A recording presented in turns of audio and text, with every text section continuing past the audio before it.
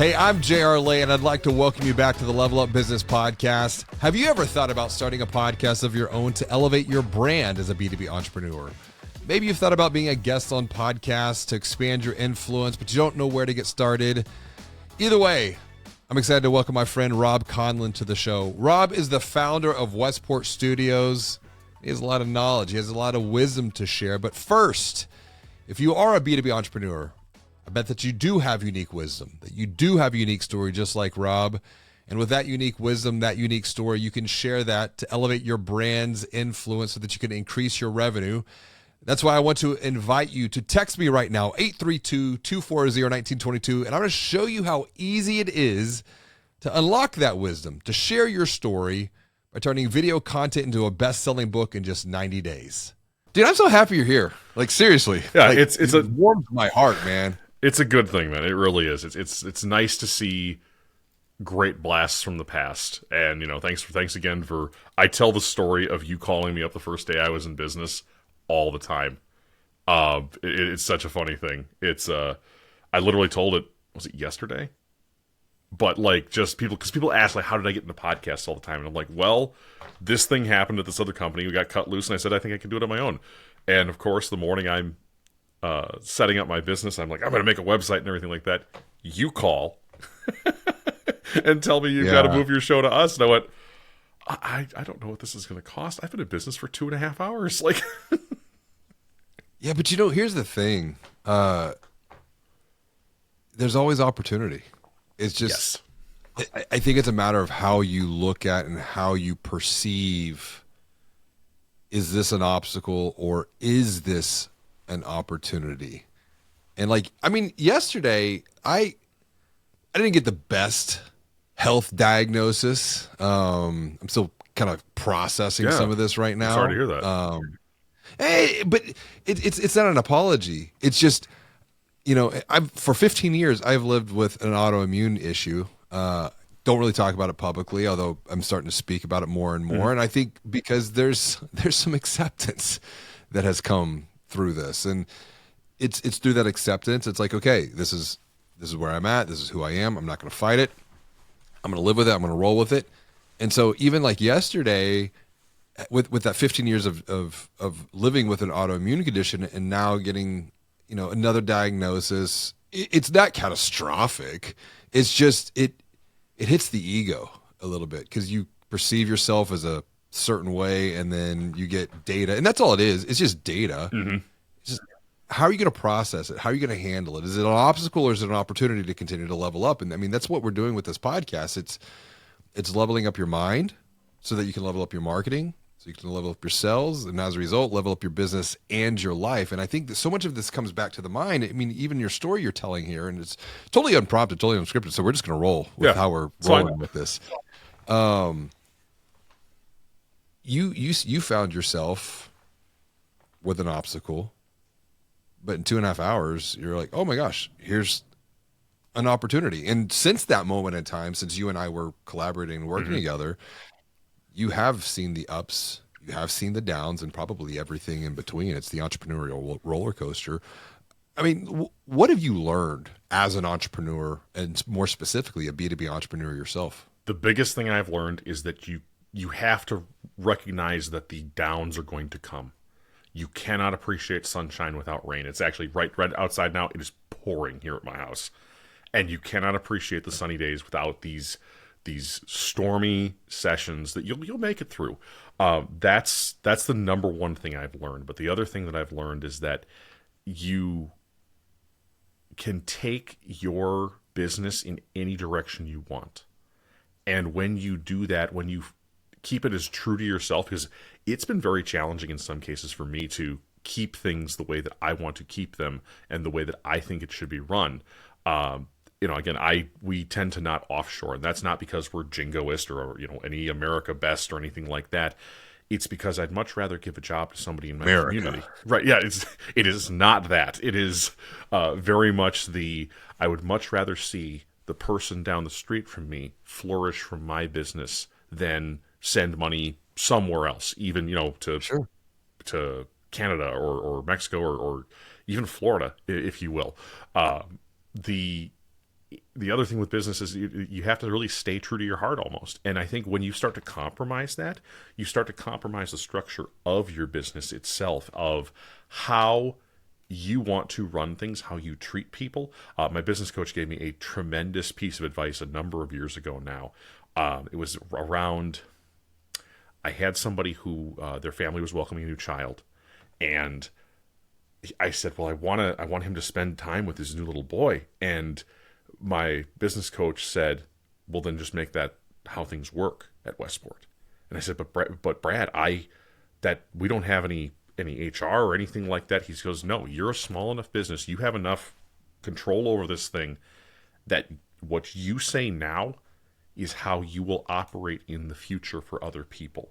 And setting that example, I think, early on of how you treat people with your business, customers included, is probably one of the greatest pieces of advice I can give anybody with leveling up their business. Of what you do when you're small, you should look to scale to when you are big.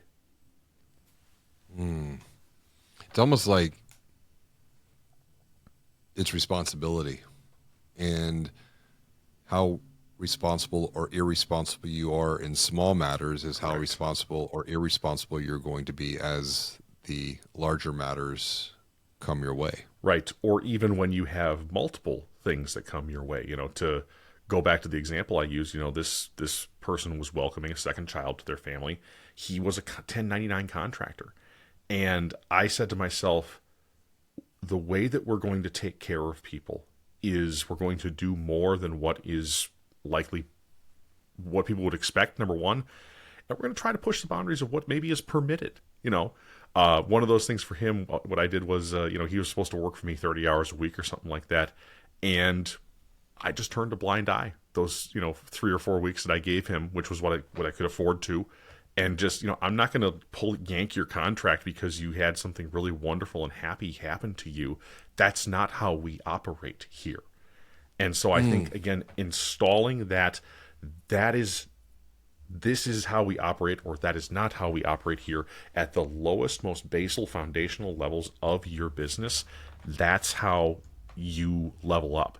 Because as long as that prospect of what you're doing is not unethical or illegal, it's going to serve you a very, very good way in the future. Well, I didn't have that for the longest time myself personally, and I would say it created some pain. I didn't have a value set. It's like my value was money. That's it. Mm-hmm. Make a lot of it. And that helps. It does, until that becomes your number one priority, and then nothing else matters, including your family, your personal relationships, your health, your relationships with your team, your relationships. It's like, if that was the driving factor for me for a number of years as an entrepreneur now. I mean, this was going back probably 10, 15 years ago.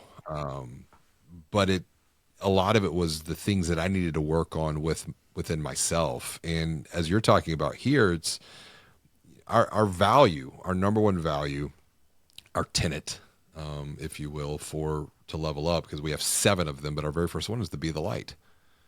And this reminds me of something from some ancient wisdom. It says, if you're faithful in little things, you'll be faithful in large ones. But if you're dishonest in little things, you won't be honest with greater responsibilities. So there's some ancient wisdom here that transcends space and time, that I think, we can look at as like, oh, that was written about 2,000 years ago, doesn't apply today. I actually think a lot of what was being written about, whether it was 2,000 years ago in, what became the Bible, or we go back, to Stoic wisdom, Stoic philosophy. There are a lot of patterns and trends that, we could even look into the Eastern writings as well. Things that might be perceived as old today could be even more important now, as we're entering into this newer age of artificial intelligence, where the human relationship, authentic intelligence, is what I'm more interested in. And it could be my own personal bias. It could be my personal belief driving that. I'm very, very aware. But it also could be like we are human beings. We are flesh and blood. We are not data sets. We don't exist in a large language model.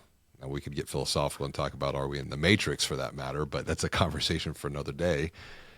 You had made a post though about this idea of relationships, and the work that you're doing on the podcast front in the B2B space.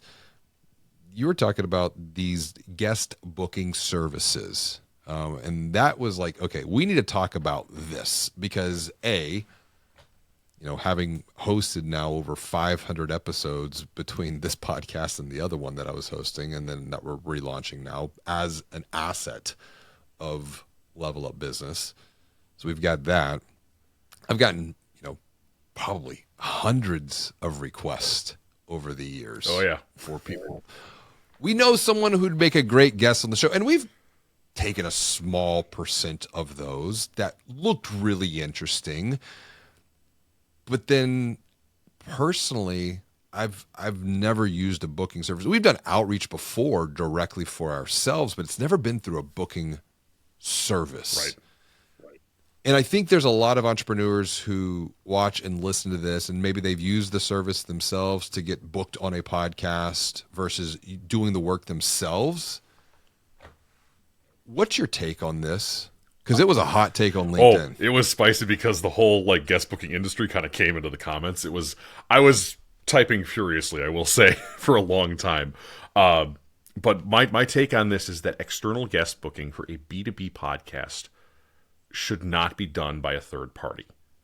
And the reason for that is because I believe it dilutes, if not pollutes, the relationship between the host and the guest. Because if you're in B2B podcasting, and JR, you've been doing this for a long time, you are way ahead of most people from when you started this. The building of relationships is the number one asset of B2B podcasting. If you can't or do that effectively, you will not be successful at B2B podcasts, because if you can't build a relationship, you can't network with that person effectively, you can't learn about that person effectively, you can't listen and befriend that person effectively, and you cannot, without any of those things, do business with that person effectively.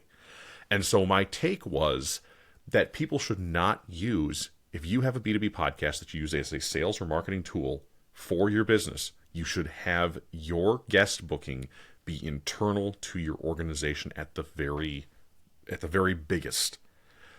Understandably, there are CEOs out there or sales leaders or people who host shows that do not have time to send guest outreach emails and things like that. I get it.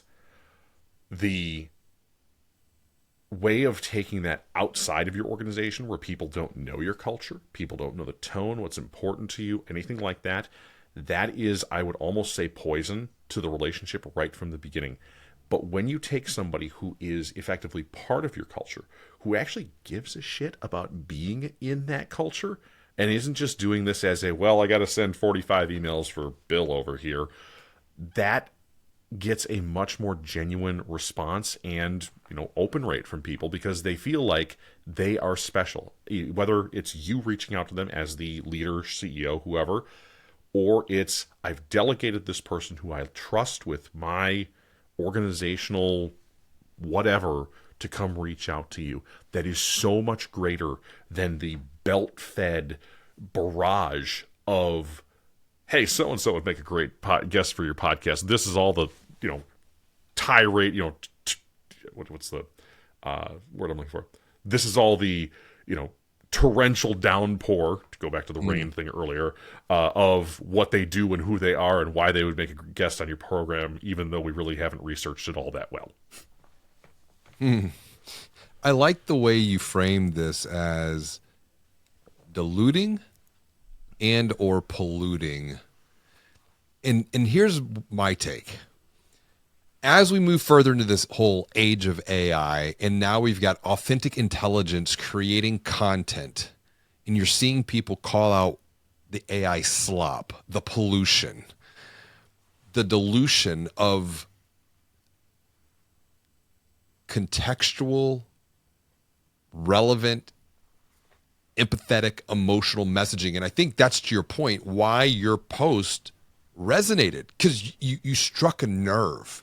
But it wasn't something that came from a large language model striking a nerve. It was your unique wisdom. And I've defined unique wisdom as an individual, a leader's, an entrepreneur's, and or their teams, organizations. But let's just start with the entrepreneur. And this is where I think values come back into play. Their unique perspective, which is then multiplied by their unique method. So their unique perspective is come from your lived, learned, your shared experience, which is then multiplied by a unique methodology of how you communicate that. And this is part of that unique method. It's about the booking piece of this. So the dilution and the pollution. But there's something else too that I think that is important. Yes, you could do podcast outreach, but if you're a CEO, if you're an entrepreneur, you might not have that time luxury. It might not be worth the investment of time, but you have someone within your culture, within your organization who has the same shared values. You're working towards a common purpose together. They are now building that relationship with a prospective guest who also might just happen to be a prospective client, but they also, your words, they give a shit.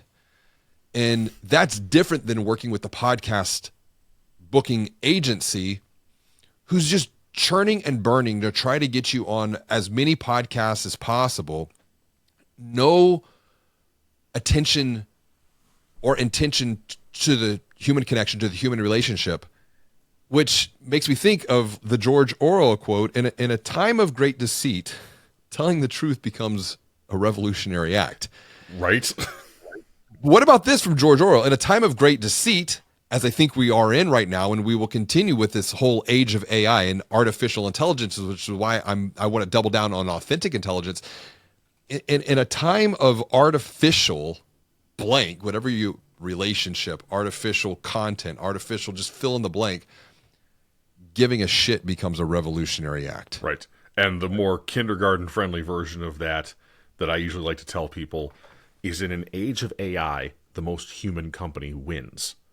And that goes right into it, and I had a lot of people come back at me on this statement to say, well, we're a guest booking agency and we do care. We are so engaged with our customers. It's like, that's great, but none of you work at their businesses. And that I think is a gulf that you have a really hard time bridging for a lot of people, because you're not immersed, you're not swimming in, drinking in, breathing in that culture all day, every day. I spent some time at an organization that had the strongest culture I think you could ever have, on par with like what some of the military branches have. If everybody goes, oh yeah, United States Marine Corps, like we have a culture and that's how it is. I had a company that I worked for that had something that I think rivaled a military service branch for culture, how strong it was ingrained in everybody. And what we would often do, and I think this is something I do in my business nowadays, is when we would work with vendors or with partners or with other folks who we're going to either like interface with or attach on to our business, we would make sure they had what they called cultural fit. And this is something that I think for your podcast and for your business is something to be very aware of, is to test for cultural fit. The way that we did this, and I have to make sure that I'm explaining this properly, we weren't some sort of weird, exclusionary business or anything like that. We did happen to be in the firearms industry, though. So when we were looking for software partners and things like that, if they had taken a vehemently anti-firearm stance, we wouldn't do business with them, because it was not a cultural fit. We could not count on them to say, hey, we're going to treat you fairly, not shut off your platform, whatever it might be. And again, it wasn't anything against them. It was that, what? If we're not on the same page, that's okay. We're not vibing, as Gen Z says, if you will. So the important part of that is to test for cultural fit, not just in your business, but also in your podcast. There are going to be guests that people get to give to you from a external booking party that are going to look right on paper, but if they, you haven't had that chance to kind of tap that out, feel that out with them. And I think that is more important than anything for successful relationships, is starting them successfully from the get-go and not having things where I cannot remember. I think, did I get this phrase from your show? I think from a year or two ago. A drop of sewage spoils the magnum of champagne. It did. Good. Yes. Glad I called back to that one, because I've remembered that one for years, because it's truly, I think it works with relationships too. Is that something that is incredibly not able to be resolved, even if it's something small, can really taint a relationship. And I think it's a good thing to watch for from the beginning, by having your culture and your business with your podcast, even with your hiring processes perhaps, to be as upfront as possible. This is who we are, this is what we believe, and this is why you should look at us as a partner, or perhaps why we should maybe not cross paths. It's interesting how you're looping this idea of value sets, and you gave the example of giving that person time off to welcome their second child into the world and really have that intentional time. I can tell you as an entrepreneur, particularly for kid 1 and 2, right, wrong, good or bad, I didn't take any time off. It took me kid 3 and 4 to figure out you probably want to take some time off and invest that time in those early days with your kids. And now my oldest, he just turned 15, and I've been very honest with him. I'm like, listen, dude, I learned a lot with you, and we're going to continue to learn, and we're going to continue to grow, and we're going to continue to be even better together. I actually just gifted him a book called Way of the Peaceful Warrior. Personally have not read it, but it's one of those things to where I've had a mentor. He had recommended it, and then I had another mentor. He had recommended, not directly to me, but the first one did, and the second one I saw a LinkedIn post. I was like, wait a minute, I'm paying attention here, so let me buy a copy of the book. And then just my intuition told me, and this is the whole point of vibing too, and feeling. I don't know, I want to get your take on this idea of feeling, emotion, vibing, to use that word, because my intuition said, buy a second copy, gift it to your son, y'all read it together this summer. So we're going to be reading this book together, Way of the Peaceful Warrior, which is also a movie. The movie came out in 2006. Seems like a fantastic storyline. Seems like a lot of wisdom in there. But come back to the point of vibing, of feeling, of emotion, particularly when it comes to in a B2B podcast setting. Because you've got the guest side of things, yes, and that's a great networking tool. But where does this come in regards to results? Because it's interesting. You get a lot of people that listen to B2B podcasts, and then when you talk to them, like, I think this would be a fantastic opportunity for you to grow your business, for you to make connections, have conversations, co-create content together. Out of that, you get a book, elevate your brand, expand your influence. Let's go back to the point of why even begin this I was going to call it an exercise, which is the combination of activity and exercise. Why begin this activity? Why begin this exercise together? Well, I think it is an exercise. I think there is an activity to it. There's the concept of creating content with somebody, JR, is inherently stressful. Little story from my past. I'm a rabbit dad. We have little bunnies that bounced around our house. We had 4 of them at one point in time. 3 are gone, 1 remains. But when the 2 eldest were brand new, they didn't really like each other. Socializing rabbits is challenging because, it's like college freshmen. You can throw 2 of them in a dorm room and fur will fly because, you know what, they've never met each other before. But when you're creating content, and the reason I'm telling you about these 2 rabbits is we put them in a situation that was unfamiliar to them. One thing we read about socializing these 2 creatures was to take them for a quick car ride. You take the rabbit and you put them on the back seat of the car. And of course, my wife's sitting right next to them, making sure they're not in any distress or anything like that. But it's a completely new environment to them. And for many people in the business space, podcasting is that same completely new environment. And so what they look to is that activity is, I see somebody across the camera from me or across the desk. I am going to try to bond with that person because we are having a shared, potentially unfamiliar experience, which is what the rabbits were having. By the end of it, it was really cute. They were next to each other like best friends, and for the rest of their lives, they remain best friends, which is cute. Yeah, that's I love that little story because it was just had such a great ending. But it does really apply to this because you and that person who is sitting in that chair across from you are not only performing an exercise of networking, of making relationships, but you're also doing this activity that is potentially A, social, B, unfamiliar, C, a way for you to feel each other out. Because honestly, at the end of the day, when you're on a live camera, unless you are a true actor, it is very hard to keep a facade up for a long time of who you are.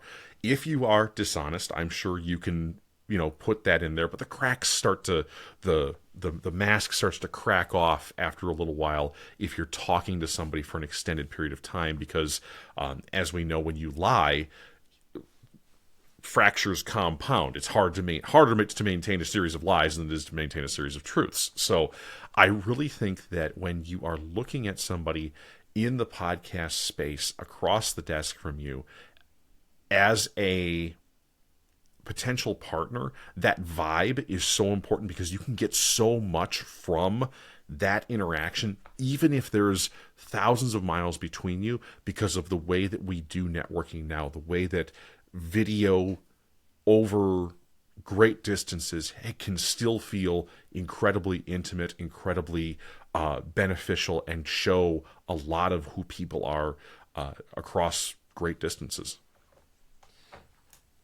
I want to stop on that point of authenticity and the lies and the cracks, and perhaps I've never considered this before. I mean, this seems so natural to me. And granted, I've put the reps in. But I'm trying to be very empathetic for those that haven't, maybe they've been a guest, but they haven't been the host. And for me personally, there's been no better way to make connections with other human beings and get a multiplier of time, which makes me think about like Dan Martell, great book, Buy Back Your Time, because time is the great equalizer. And if we're all operating with 24 hours a day, 7 days a week, 365 days a year, as B2B entrepreneurs, how we invest that time is so critically important, because I know that this conversation will create echoes throughout space and time. It's like the the Maximus Decimus Aurelius, coming back to the Gladiator. Yeah. Don't go see the second one. It was terrible. Oh my gosh, no. Oh, are we going to fight on this? Oh, no. It was a horrible film. Yeah, I'm in 100% agreement. And we're talking about time. I want my time back. And that was the airplane time, dude. Like, airplane time, I was coming back from... Captive audience on that? Yes, I do not watch, like, I don't have the subscriptions at home. No. But I was like, you know what? I'm on United. It was coming back from a workshop. I was tired. I'm like, I tried to get work done on a plane, but on the flight back, I'm pretty much spent. So I'll invest my time accordingly. I was like, okay, I love the first Gladiator. Yep. Second Gladiator, I don't know why. It was like a bad car. I just kept watching that thing. I'm like, come on. It's almost like Star Wars Episode 7 compared to Episode 4. Same freaking storyline. Almost Star Wars Episode 7 is like shot for shot. Yes. There's a great YouTube video that shows that. Dude, horrible film, man. Yeah. Seriously, do not watch Gladiator 2. Save your time. Yep. I was on a movie podcast and we discussed this exact thing. I thought you were on the other side for a second there. I was worried because I'm like, oh no. Absolutely not. But yeah, my wife had potential. Oh, totally did. My wife and I, it was the first movie my wife and I went to see in 8 years in a cinema. And we will not be going back for another 8 years. Yeah. Anyway. Which is actually funny when you think about subscriptions. I've seen like AMC and a lot of like Studio Movie Grill. We actually just went to, my wife and I, we saw a film. It was an independent film, limited release selection in the Houston area, called Love God's Will. And it was about a priest.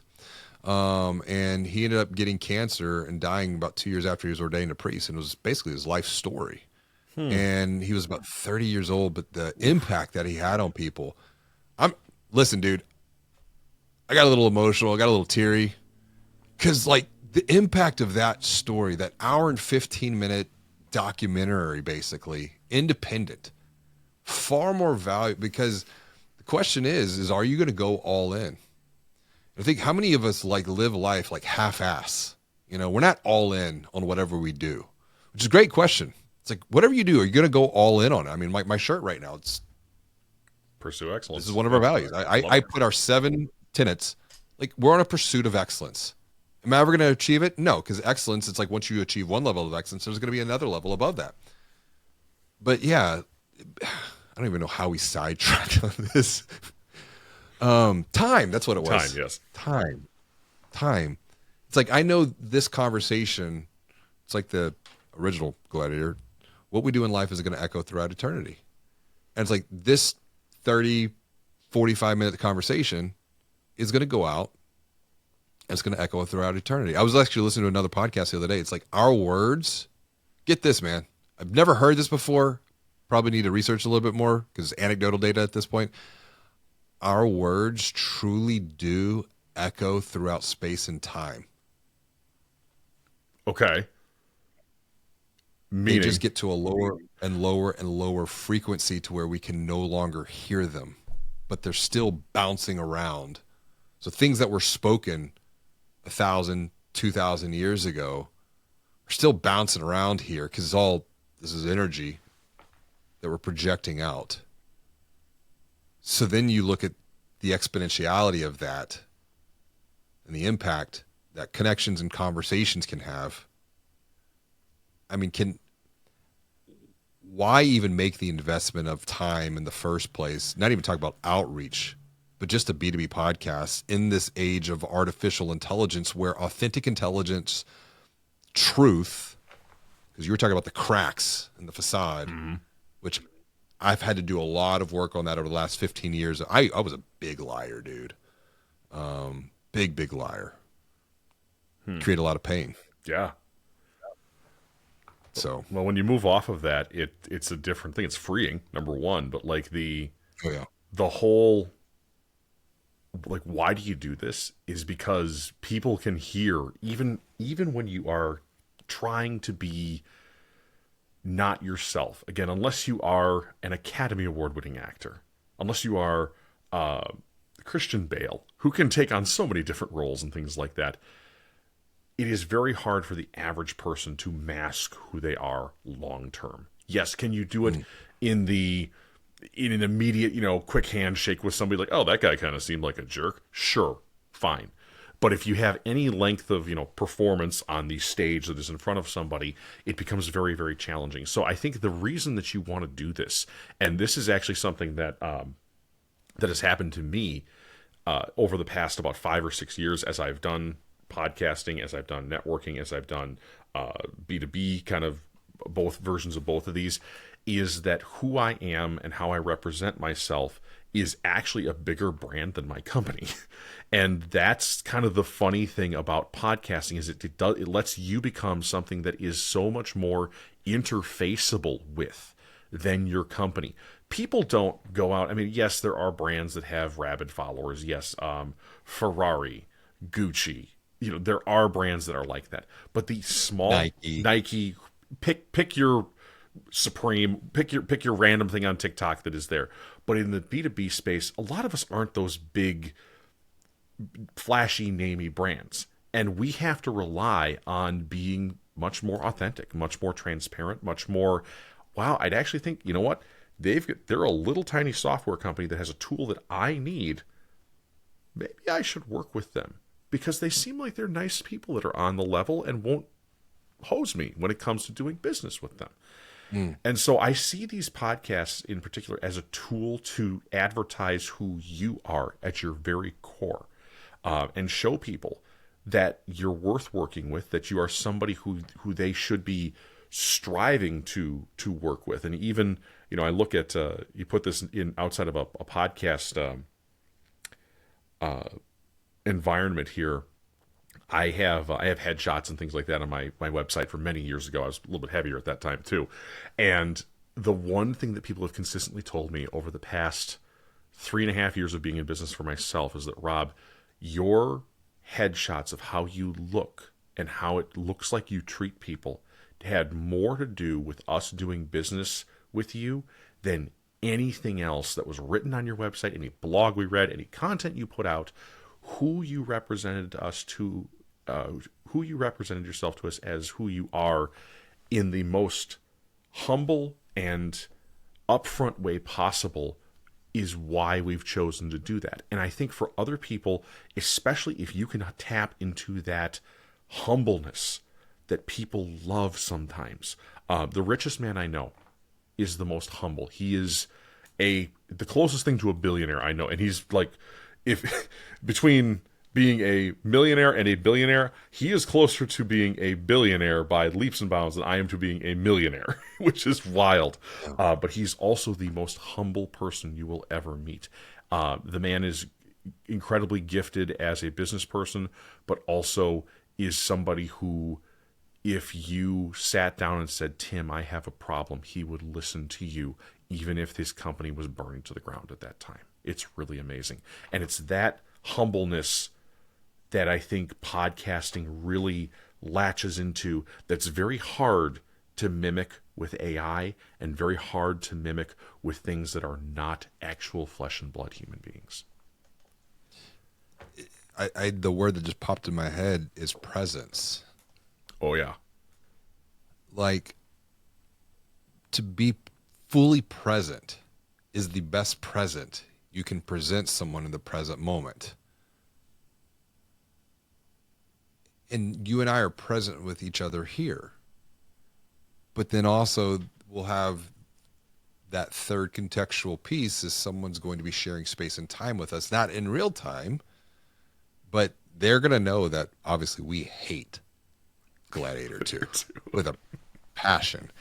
But I want to come back to your point you were making about brand. You were talking about like Gucci and Ferrari and Nike, which actually fun little pattern match. They all end in E's, or the sound E.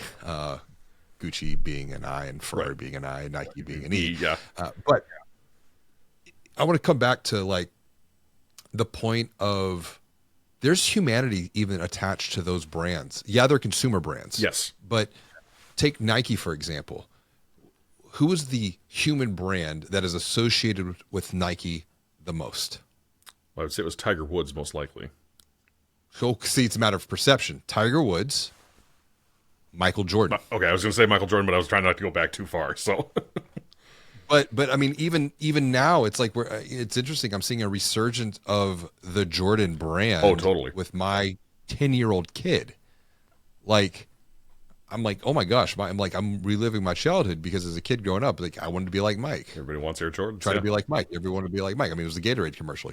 So you have the power of brand. And I think historically that idea of brand at the human level was typically reserved for, at least in a media context, was reserved for celebrities and athletes. Mm-hmm.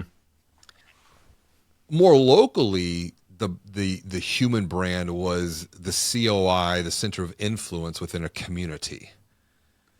But that idea of brand, because there's three levels here in a B2B context. You've got the brand, you have demand, and then you have expand, if you think about that from a buying journey standpoint. And the idea of brand I see is almost like what is old is going to be new again, because brand was forgotten. Everyone was just doubling down on demand, like demand gen. Well, demand is really, if you look at like the historical context of numbers, 95% of the market is not in market at any given time. Only 5% of the market in the B2B space is in market. Maybe it's 5%, 7%, 10%, whatever. It's a smaller percentage. I'm going to say small. Exactly. So even smaller. So 3%. What about the other 97%? They're not in market today. Right. 2 years from now, 3 years from now. Where does the podcast perspective come in when it comes to the long term? Because any relationship does not form overnight. I mean, you and I go back 4 years, 5 years. It's pushing towards 5.5 now, I think, because we're five. See, yeah.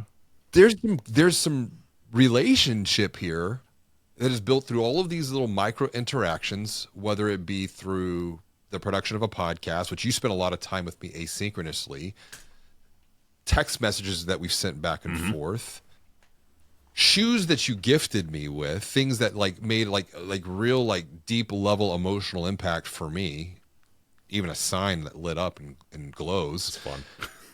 Like I don't forget these things, dude. Yeah. And so where does this come in regards to, okay, you're a B2B entrepreneur, you're short on time already, but we're making the case that you take 30 minutes, 45 minutes, you have this conversation. That's just planting a seed, but then this goes out to echo throughout space and time and eternity. Where do you see the biggest opportunity in the B2B podcasting space, if you think about contextually your own personal experience of what has been to what will be going forward in this age of AI, where content is more commoditized than it has been ever before, because you can go to a large language model and ask it to produce, AI slop, but it's not coming from an authentic place. Right. And I think that's the best way to reflect this, JR, is looking at like, who would you rather hear a topic talked about by? Would you rather hear it from an LLM that generated a voice named Phil that's going to read to you about, how the sun works or something like that? Or would you rather hear it from Bill Nye the Science Guy? I can tell you I would much rather hear it from Bill Nye than from somebody literally who doesn't exist. And I think that's part of where AI and everything goes, is that we as human beings see all of this content that gets either auto-selected or auto-made or auto-clipped, or could be just like, again, I heard an LLM podcast, sort of, I guess, the other day, between a male voice and a female voice, and they were okay. I could tell they were not human. It was very unsettling. But it was one of those things where I would have much rather heard two people who went through the effort to bring me something than have just say, ChatGPT, make me this. And I think that's where a lot of people in the business space are going to be going as well, to say, I can go ask ChatGPT what I should do with my marketing problem podcast, whatever it might be. It's going to give me some good knowledge. But you know what? I feel a lot better when I go and I talk to my friend Joe, who runs a marketing agency.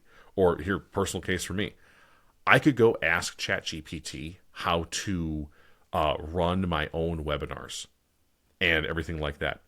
And that's something we started doing here this past quarter. And I could get that all taken care of. I could learn how to do that with asking, like, how do I actually produce and manage this from behind the scenes? But I'd really rather have my friend Bernie do it, because A, he specializes in it. B, I like the guy.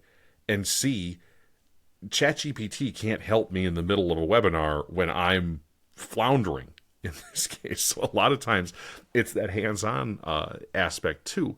But going back to the actually, like, why do people want, or why should they want to make content with other people?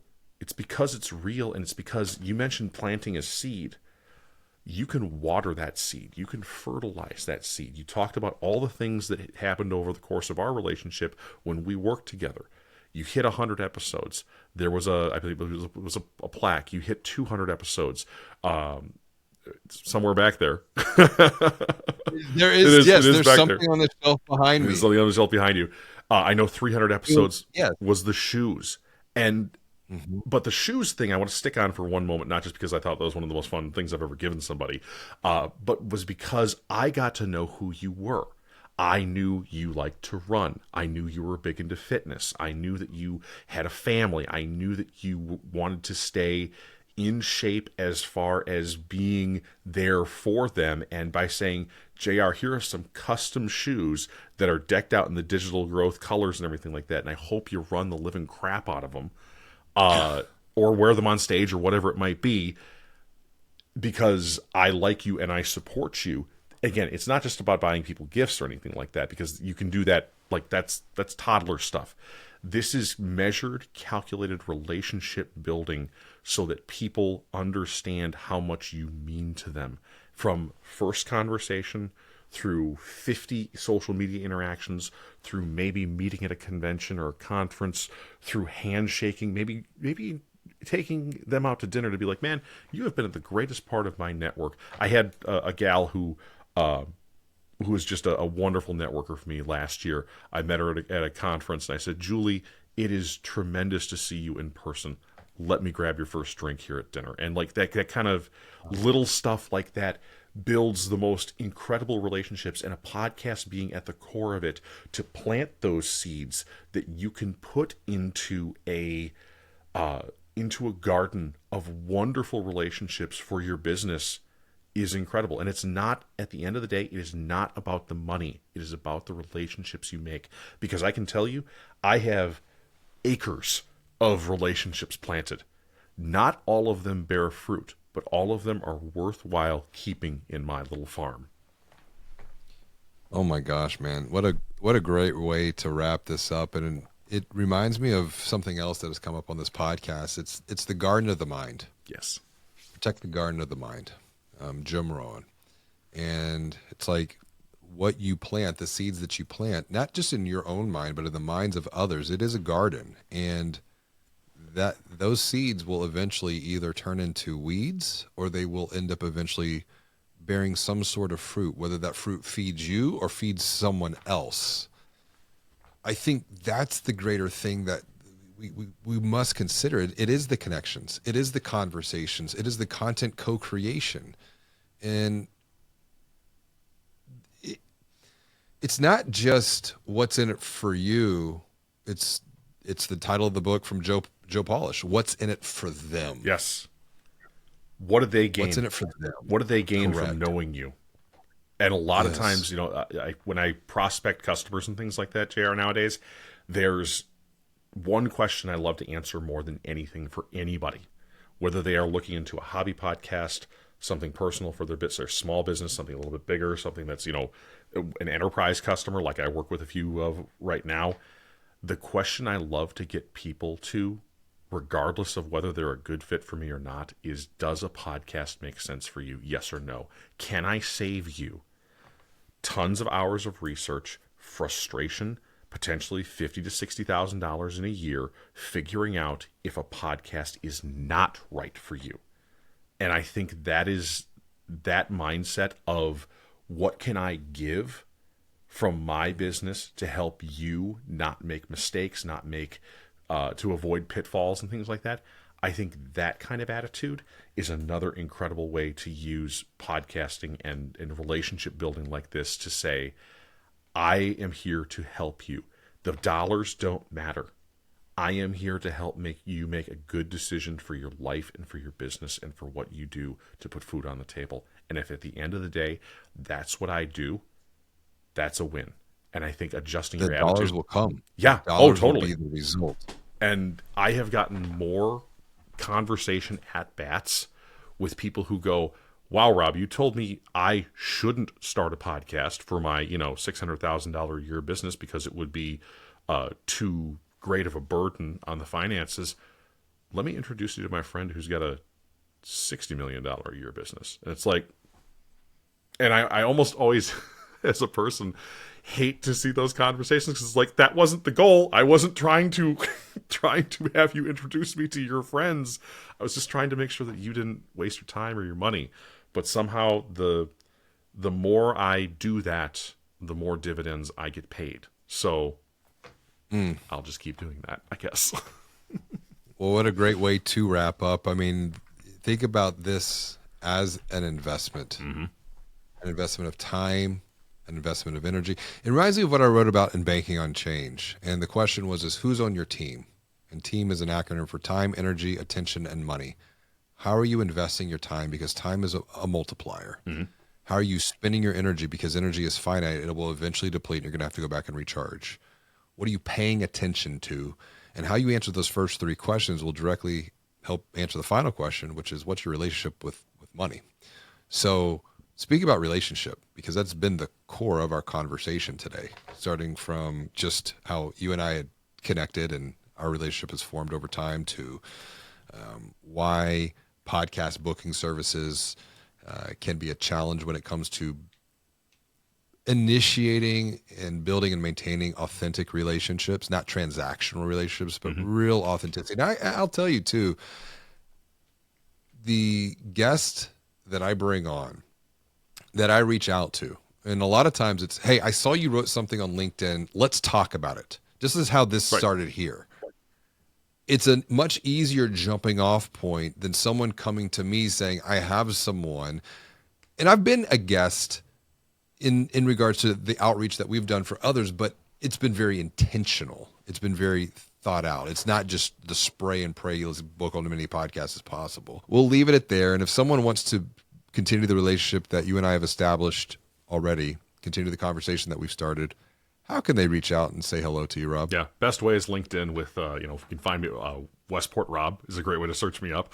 But also through my own podcast, B2B Business Class, which we publish not as frequently as I'd like, but we're fixing that up. But that's a great way if you want to hear more of my voice. And then last but not least, folks are more than welcome to reach out to me through our website, westportstudiosllc.com. Always happy to make those connections and, again, help people find their way if they are pod curious. Fixing that for them, if you will. Oh, I like that. Connect with Rob, learn with Rob, grow with Rob. Rob, dude, thanks for joining me for this episode of the Level Up Business Podcast. Absolutely a pleasure, my friend. Great to go back a ways with this. Thanks again for joining me for another Level Up Business Podcast. If you are a B2B entrepreneur who is ready to elevate your brand's influence so that you can increase your revenue, send me a text right now, 832-240-1922, and I'm going to show you how quick and easy it is to turn video content just like this one into a best-selling book in just 90 days.